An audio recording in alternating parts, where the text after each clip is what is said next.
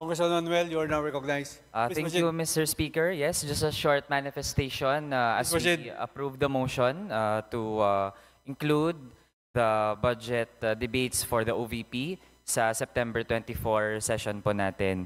Mr. Speaker, we actually waited for 17 hours since 10 a.m. of September 23 up until mag-aalas 3 na po ngayon, September 24.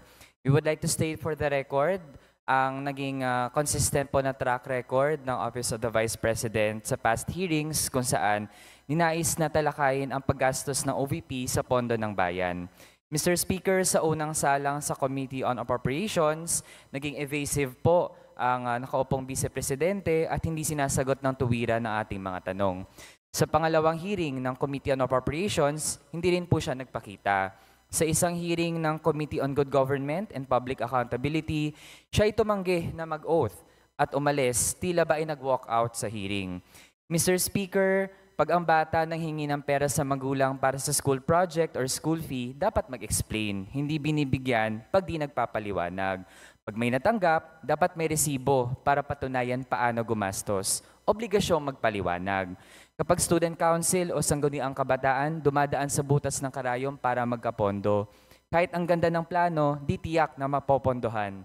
Pero kapag sitting vice president, pag nag-propose ng budget mula sa kaban ng bayan, parang ang gustong iparamdam sa mga Pilipino ay, bahala na kayo kung ibibigay nyo o hindi ang hinihingi ko. Pero pag ayaw nyo ibigay, masama kayo. Mr. Speaker, the OVP has continued to characterize the questions of the Filipino people regarding their past questionable expenditures as political attacks and has not taken questions seriously.